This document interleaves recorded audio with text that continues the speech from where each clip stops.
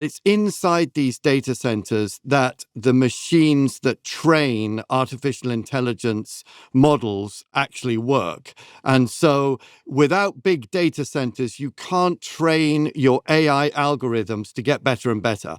So that's the key aspect of why data centers are important. And data centers, as you mentioned, are really power hungry. And they also need a lot of air conditioning and they need a lot of water. And so, the race between the US and China on artificial intelligence, to a large extent, comes down to these data centers. Welcome to China Decode. I'm Alice Han. And I'm James Kynge. Where are you today, Alice? Well, this is actually going to amuse you, James. I am Sicily. I just came back from climbing Mount Etna. So talk about dancing on a volcano. And I am in Sicily, and hopefully you can't hear the wailing sirens on the street. It's fairly noisy here. I'll keep an ear out for them as the podcast goes on. Thanks, James. Well, in today's episode of China Decode, we are discussing the build-out of AI data centers, how the US and China are taking different approaches, the Chinese Navy's debut of a new aircraft carrier and what that means for tensions in the region, and the dream of flying taxis, it might be closer than you think. All right, James, let's get straight into it. In this great race that's developing increasingly over capable AI tools, both China and the US are building out massive data centers. Generative AI models lean on a massive amount of powerful GPUs, which need both a lot of electricity to perform and a great deal of water to stay cool. So given the high cost and the vast energy implications of these data centers, let's talk a little bit about how these things are getting paid for and getting power in both the Chinese and the American contexts. So, James, I think, now that we've turned the page on the trade conflict and it seems that we're back into a détente period, what struck me over the last week as being quite interesting was the Jensen Huang piece in the FT, where you used to work, in which he says that China is, quote unquote, nanoseconds behind America in the AI race, primarily because electricity generation is so much more abundant in China and a great deal cheaper. And so he, I think, has issued a clarion call within the American context to showcase to Americans that China actually has some tools in its toolkit in this broader AI competition. I would love to get into the minutiae of it in terms of the comparison. But what struck me as interesting is the fact that the US, when you look at CapEx cycle, is clearly orders of magnitude ahead, not only in terms of just raw capex that we've seen by the big tech companies, the big AI frontier labs and the tech companies, but also in the fact that you have, from a policy standpoint, the US Stargate project, which is $500 billion deployed over 4 years. I think the Chinese equivalent Stargate, which was announced by Alibaba this year, is only $53 billion over 3 years. But I think this is going to incite a reaction from China, probably in the next March NPC when the 5-year plan is unveiled, to really, I think, increase the amount of expenditure for data centers. And again, as I alluded to, China is a country that leads in power generation. It basically produces 10,000 terawatts per hour in terms of energy. That's more than double what the US produces.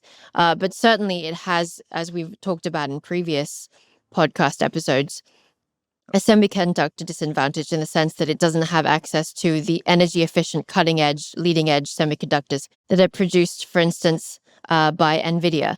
But James, what's your take on this AI competition that is ballooning? Well, as you say, Alice, I think the key point is around these data centers, because it's in data centers, which you wouldn't really look twice at. I mean, they're sort of big square buildings on the side of the road. But it's inside these data centers that the machines that train artificial intelligence models actually work. And so without big data centers, you can't train your AI algorithms to get better and better. So that's the key aspect of why data centers are important. And data centers, as you mentioned, are really power hungry. And they also need a lot of air conditioning and they need a lot of water. And so, the race between the US and China on artificial intelligence, to a large extent, comes down to these data centers. And as you said at the beginning, I think it's really interesting that Jensen Huang, the CEO of NVIDIA, said this month that he thought that China will win the AI race. Then he slightly backpedaled and said, oh, well, China's only nanoseconds behind. But I think this allows us to really look into the constituent parts of who is likely to win the AI race, because, of course, the stakes are enormous. AI is going to power all kinds of applications. It's going to power all kinds of technologies, and it already is. So the question of who wins is really crucial to the technology economy. Now, as you mentioned, Alice, each country has different assets. The first thing to be said is that at the moment, the US is way ahead in terms of the number of data centers it has. The US has got well over 5,000 data centers as things stand. And China, according to statistics that I've been able to find, has only about 450. But this might not stay that way, and we also need to look at the cost structures involved. The remarkable thing about China's data centers is where they're located. They tend to be in the deserts in the far north of China. Some of them are in a desert called the Taklamakan, which actually I've been to. I went through it on a bus. I wish I could say I went on a camel, but on a bus it took 4 days to cross. And the name of the Taklamakan actually means if you go in, you never come out. And it is one of the most inhospitable places on Earth. The temperature is often nudging 50 degrees Celsius, about 120 degrees Fahrenheit. But the reason it's there, and the reason that China's putting so many of these data centers that power the latest, era of new technology in deserts, is because the sun beats down and the power for these data centers is generated by solar panels.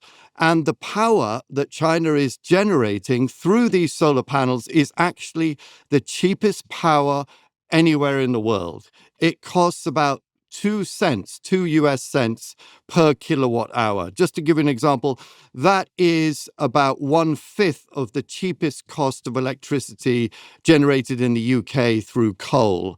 So China's got this natural advantage in terms of building data centers in the desert. But it also has a couple of other strategies, one of which is big subsidies by the government, subsidies in terms of the energy bills that the data centers have to pay. The government is subsidizing that so that it means that a lot of these data centers in China are paying just half of what you would normally pay for the data centers. And the other big advantage that China has is called super clusters. I won't go into this in great detail, but just suffice it to say that the US is far ahead when it comes to the power of individual computer chips. So the Blackwell chip is far more powerful than anything that China has. But China is perfecting a way of putting lots and lots of its own indigenous chips, mostly made by Huawei, into what's called a supercluster. Some of these superclusters have like 380 chips in them, but China wants to go much, much bigger than that. It wants to have a supercluster of more than 8,000 chips. And so it hopes that it can increase the compute power by using many, many more chips. So I think that's the contours of the competition that we see. What are you hearing, Alice? I mean, do you think China can make it, or do you think the US is just in an unassailable lead? So the way that I think about this is the debates that I heard a couple of years ago, and which you were also privy to, James, if you recall, during the Biden administration, there were a great amount of export controls on Chinese chips, or rather Chinese imports of chips coming out of America and elsewhere. And the consensus at the time was that China is screwed. China will not be able to find an option. AI will severely be impaired in terms of its development in China as a result of this hardware constraint. That consensus has shifted a great deal. And I sense that the consensus around AI has also shifted in the sense that people no longer think that China is down and out. China has, as you allude to and reference, James, its own distinct advantages and disadvantages. But the way that I think about the future is that whereas a lot of the, I would say, post-World War II era was about bytes, a lot of the internet revolution was about bytes. I think in some respects we're returning to the world of atoms of much of the 19th and 20th century, if you recall. And China has been very good at indigenizing and securitizing its energy supply chains. As I referenced, it is the world's biggest producer of electricity, and it has even more projects that it's going to bring online, like the hydroelectric dam in Tibet, which could put even more energy on the grid. I think that this is something that people are starting to realize is an important aspect, this energy aspect in the AI competition. It's not just about chips. It's not just about, the trillions of capex that the US seems to be dedicating of currently and over the next few years in terms of capex outlays for AI data centers. It's also about energy production and energy efficiency. So on the production front, China is leading in energy. On the efficiency front, as you allude to, James, there's interesting ways in which they can cluster. But I was reading also that Alibaba, so even the tech companies themselves, when they design their LLMs, which we could get into, they are designing more energy efficient LLMs that in theory could lead to an 82% drop in the number of NVIDIA GPUs that they would require to basically power the AI models. And so just to give people a sense of the numbers, that's what would normally take 1,192 GPUs. Apparently, the researchers at Alibaba are able to do with just 213 NVIDIA H20 GPUs. That's the difference between spending $2.5 million on NVIDIA GPUs and spending way over $14 million. And again, if you think about it from an energy perspective, the power savings could also be massive as well. So I think there's an interesting thing that's happening on the energy production front and the energy efficiency front that I think people are starting to cotton on to. What's your take on that? Yeah, I mean, I think we kind of got to bring it back to why Jensen Huang is saying that China will win. And I think a lot of the reasons are the ones you just cited, plus the fact that China has gone for an open source model in all of these large language models that it's coming out with. So as of October, 9 of the 10 top open source artificial intelligence models are Chinese. This is in contrast to many of the American models, such as OpenAI's ChatGPT, which is not open source. So China's going really quite a different route from the US. China's going cheap power, superclusters of semiconductors, fewer data centers, but probably cheaper to build, and then trying to make the artificial intelligence models that it brings out open source, so that a lot of companies in China can then start to build their applications based on those models and start to make money by deploying AI in the economy. I think that's China's approach. It still doesn't quite explain to me why Jensen Huang would say that he thinks China will win. Because if you look at the US, they've got better chips, far more powerful chips, and they've got many more data centers to train the AI models. So I don't know which side of this I come down on, actually, tell you the truth, Alice. I think the US is a formidable competitor. Yeah, I still think I agree. It's too early to tell. And as we've been saying in previous podcasts, China's going to do AI with Chinese characteristics. No doubt about it. It's going to do it in a way that's quite different from the US. And as we were talking about in previous episodes, the US is chasing AGI, areas that might be more compute intensive, whereas China is not just making energy cheap in the support of AI models, rather, but it's also making models cheap. I mean, I was looking at some of the numbers. The DeepSeek chat model, the cost per million output tokens is only $1.10. Qwen Plus from Alibaba, it's $1.20. And for reference, GPT-5 from OpenAI, it's $10. Claude Sonnet from Anthropic, 4.5 is $15. So they are making these LLMs cheap along with energy. And I think with with massive implications when we think about the AI competition. In many ways, they are competing for different things, is my conclusion. Okay, we'll be back with more after a quick break, so stay with us. Welcome back. Last week, China revealed that it had commissioned a massive new aircraft carrier, the Fujian, and it's the first one that it designed and built all by itself. This comes a short time after Chinese President Xi Jinping's massive military parade in September for the 80th anniversary, which drew a lot of attention on how recent advancements in homegrown Chinese hardware have raised the capabilities of China's military, inching closer to parity with the US. James, you're more of an expert in this area, so I really want to stop and listen to what you have to say. But I was actually in Beijing during the week of the military parade. And what was interesting, not only was the patriotism around it, but the fact that China really was, so to speak, bringing out the big guns. It was showing a new nuclear triad in terms of equipment, military drones, new ICBMs, intercontinental ballistic missiles, hypersonic missiles, you name it. But it was very clear to me watching this that this was a big sign to Washington and the region that China had key deterrence capabilities when it comes to its military hardware and equipment. James, you're very close to this. How big of a deal is this Fujian carrier, and what does it mean for China's broader military goals?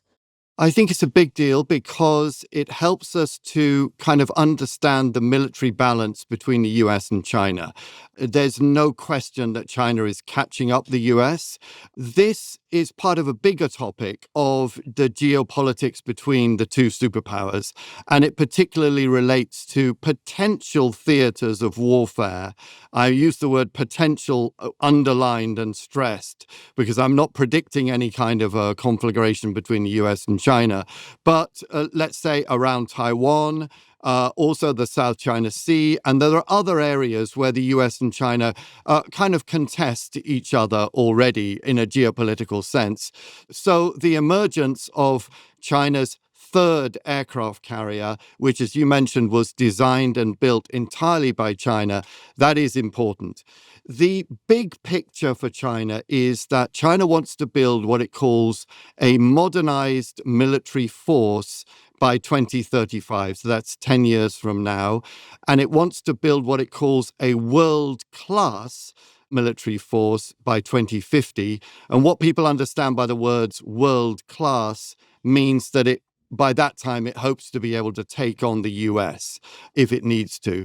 As things stand, purely in terms of aircraft carriers, China is a long way behind the US. Now that China has 3 aircraft carriers, the US has 11. So China has the second largest number of aircraft carriers of any country in the world. But clearly, it's still far behind. And I think it's true to say that the technology of the US carriers is far superior to those in China. For instance, the US carriers are nuclear powered, whereas the Chinese carriers at the moment all run on diesel. And of course, nuclear power is much more self-sustaining than diesel.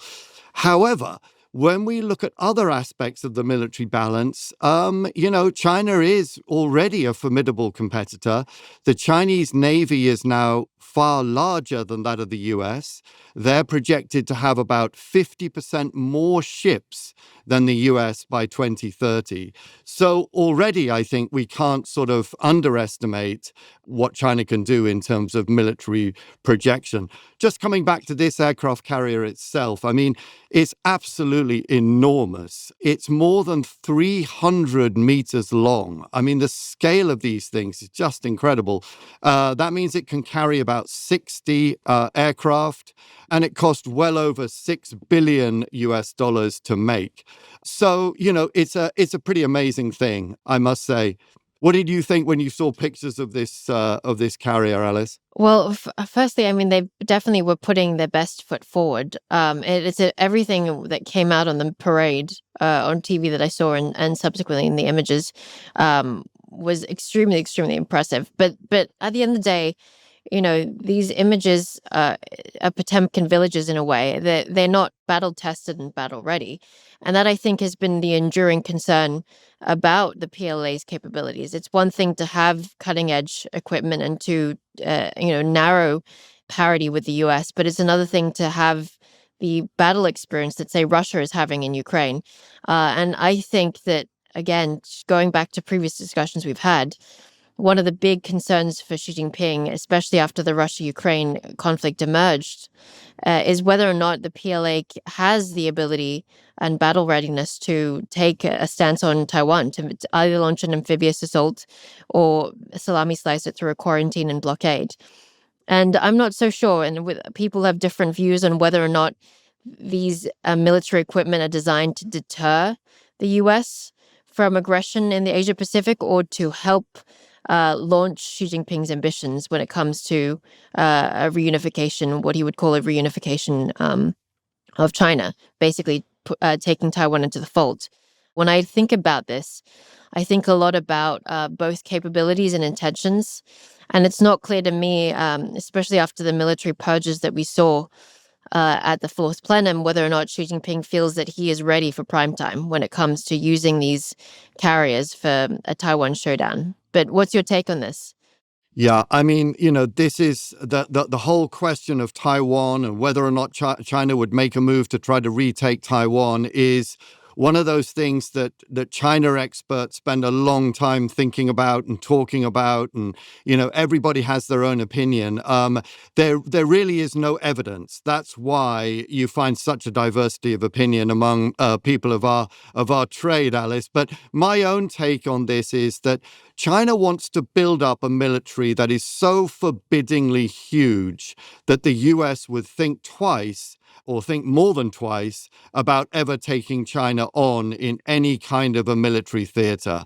And my sense on Taiwan particularly is that China would very much like to reabsorb Taiwan without fighting.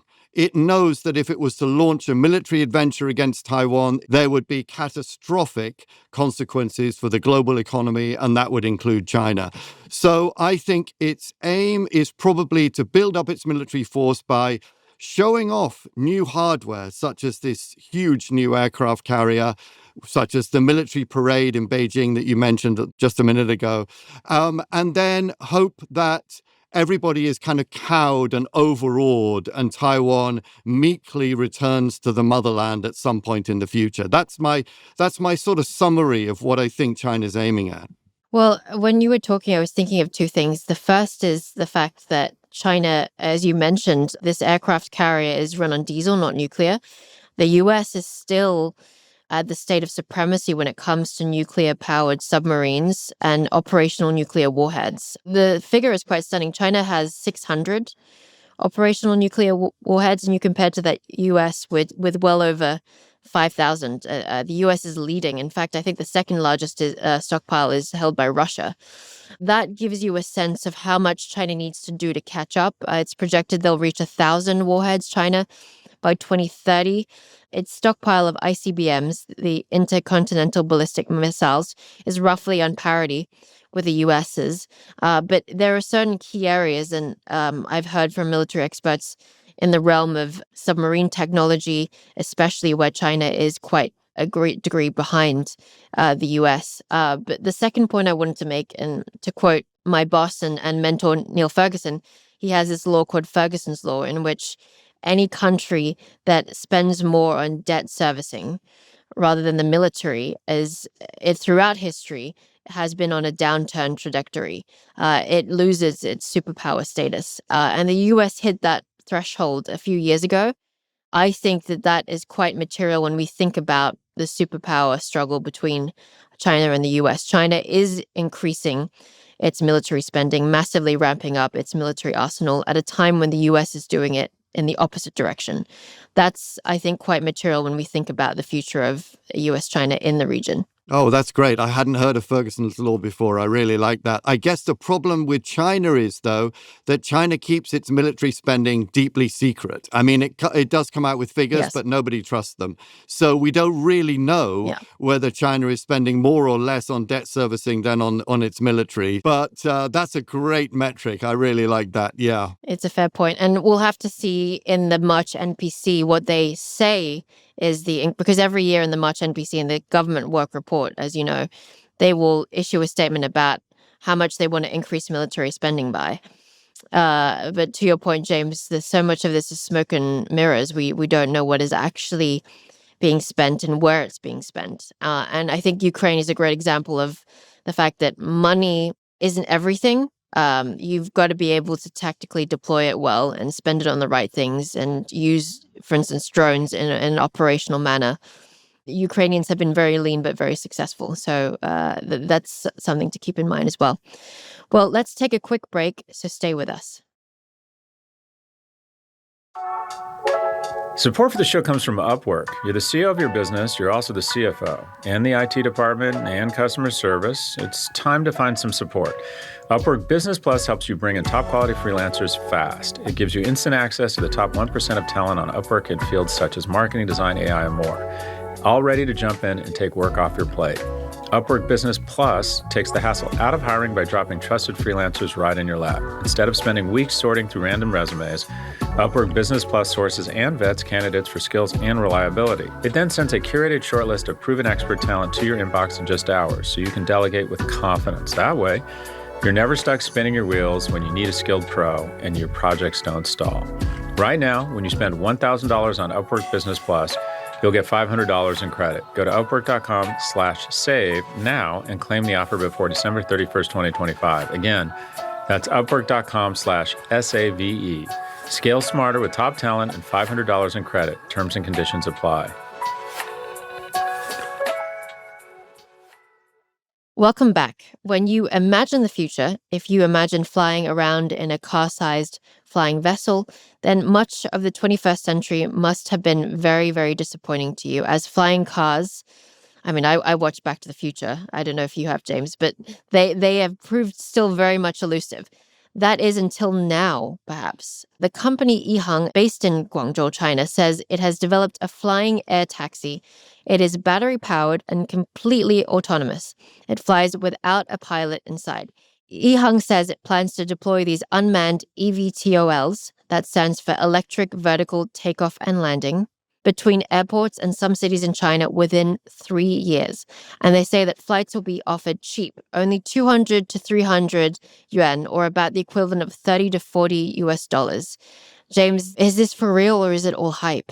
Well, it's definitely for real. I've been following these guys for a few years, actually, but I must say, Alice, when it comes to this kind of thing, I'm personally a complete wimp. You know, I have a friend, for instance, who has a helicopter. He's been badgering me for years to get into it, and I've only ever caved in once. I'm kind of terrified by these things personally, but I'm really interested in EHang and EVTOL.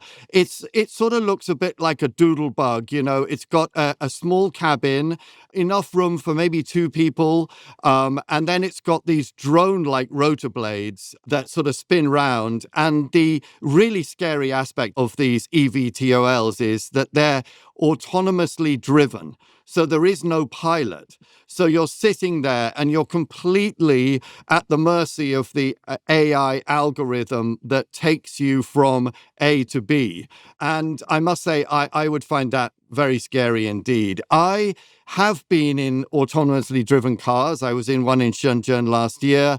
I was slightly nervous about that, but it was totally fine.